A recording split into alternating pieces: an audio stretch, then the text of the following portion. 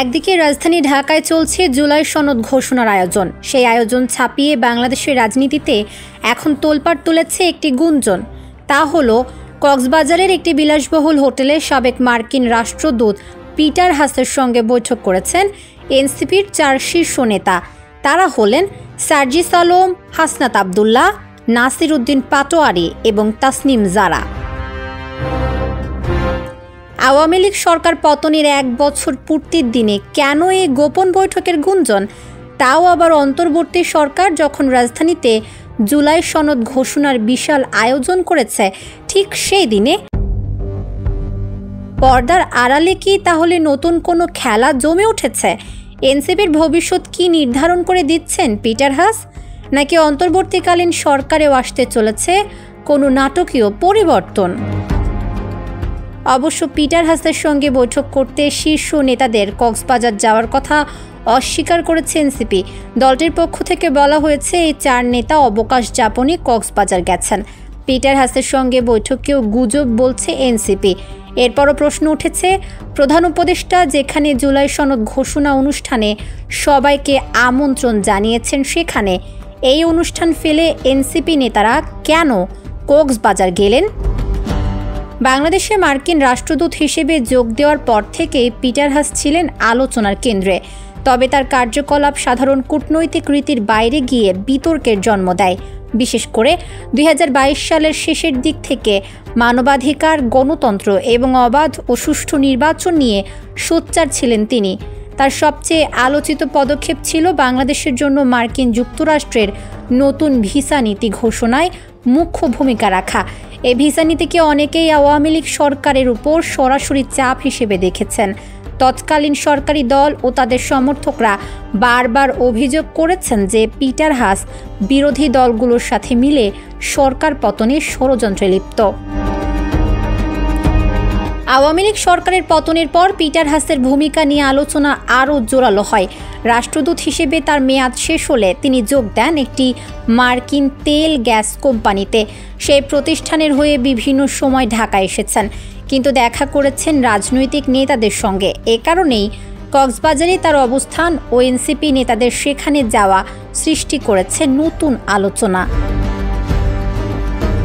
হাসনাত আবদুল্লাহ, সার্জিস আলম, নাসির উদ্দিন পাটোয়ারি এই নামগুলো এখন বাংলাদেশের রাজনীতিতে অতি পরিচিত।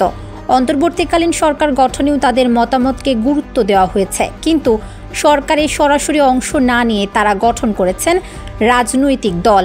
তাদের ভবিষ্যৎ রাজনৈতিক লক্ষ্য কী তা নিয়ে রয়েছে নানা কৌশল।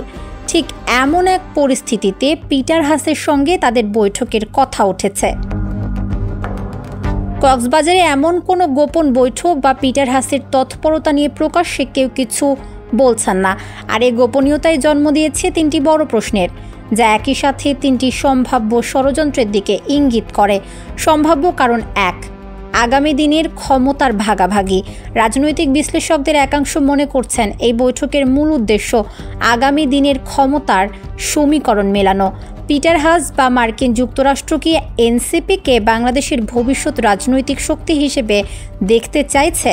তারা কি আগামী নির্বাচনে এনসিপিকে সমর্থন দেওয়ার আশ্বাস দিচ্ছে? বিনিময়ে কী ধরনের নীতিগত সুবিধা চাইবে মার্কিন যুক্তরাষ্ট্র? সম্ভাবনা 2, অন্তর্বর্তীকালীন সরকার নিয়ে কোনো অসন্তোষ। অন্তর্বর্তীকালীন সরকারের কার্যক্রম নিয়ে কি কোনো পক্ষ অসন্তুষ্ট? ছাত্র জনতার আকাঙ্ক্ষা পূরণে কি এই সরকার ব্যর্থ হচ্ছে? পিটার হাস কি এনসিপি নেতাদের সেই বার্তা দিতে চাইছেন? এভাবেই কি অন্তর্বর্তীকালীন সরকারের ওপর চাপ সৃষ্টি করা হচ্ছে, অথবা আরও বড় কোনো পরিবর্তনের ক্ষেত্র প্রস্তুত করা হচ্ছে?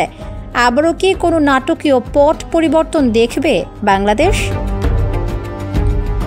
সম্ভাব্য কারণ 3, এনসিপির ভবিষ্যৎ কি তাহলে বিদেশি শক্তির হাতে? সবচেয়ে গুরুতর অভিযোগটি হলো এনসিপির ভবিষ্যৎ নিয়ন্ত্রণের চেষ্টা।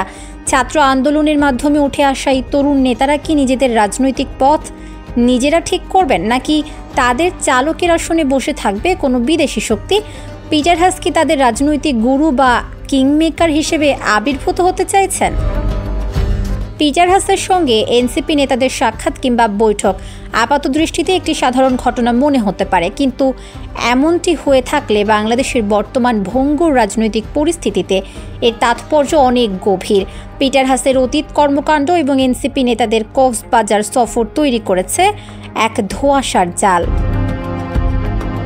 এনসিপি নেতাদের এই কক্সবাজার সফরের ফলাফল কী হবে তা হয়তো সময় বলে দেবে। এনসিপি নেতারা কি বিদেশি শক্তির দাবার গুটি হিসেবে ব্যবহৃত হবেন? এই প্রশ্নের উত্তরই নির্ধারণ করে দেবে বাংলাদেশের আগামী দিনের রাজনীতি। তবে একটি বিষয় স্পষ্ট, পর্দার আড়ালেও অনেক কিছুই ঘটছে। রাজনীতির দাবার ছকে প্রতিটি চালে অত্যন্ত গুরুত্বপূর্ণ। এনসিপি নেতাদের কক্সবাজার সফর সেই খেলারই একটি চাল, নাকি পুরো খেলার মোড় ঘুরিয়ে দেওয়ার সূচনা, তা দেখার জন্য অপেক্ষা করতে হবে আরও কিছুদিন।